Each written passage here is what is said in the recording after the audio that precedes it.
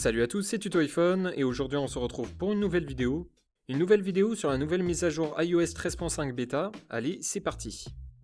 Apple a récemment sorti sa nouvelle version bêta. La taille de cette mise à jour est aux alentours des 200 mégaoctets. iOS 13.4.5 était une mise à jour mineure, Apple a sûrement sa raison de passer directement en version iOS 13.5 bêta. Avec une fonctionnalité importante qui a été introduite dans cette version, iOS 13.5 est maintenant beaucoup plus importante et devrait être nommée en conséquence. Nous allons voir dès maintenant ce que propose cette mise à jour. Les nouveautés sont peu nombreuses, mais la priorité de certaines sont d'une grande importance. iOS 13.5 bêta intègre un nouveau paramètre contenant la première version de son API de notification d'exposition pour le suivi des contacts au Covid-19. Vous pouvez retrouver ce paramètre dans les réglages, confidentialité, santé et notification d'exposition Covid-19. Apple a pris les premières mesures pour faire du suivi des contacts une fonction pratique entre les iPhones et les appareils Android.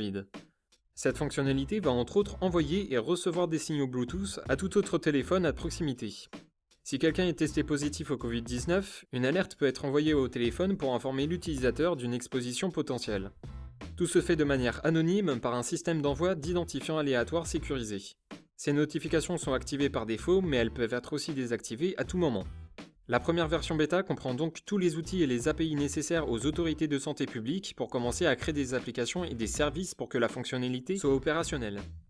Pour le moment, il n'y a pas d'application pour le public, mais cela donne un bref aperçu des futures applications de traçage. Passons à la suite. Cette mise à jour intègre aussi une nouvelle option permettant d'avoir la possibilité de désactiver l'effet de zoom automatique sur la personne depuis un FaceTime en groupe. Par défaut, si une personne prend la parole dans un groupe FaceTime, une centralisation par un grossissement du visage prend effet pour ainsi mettre en avant cette personne.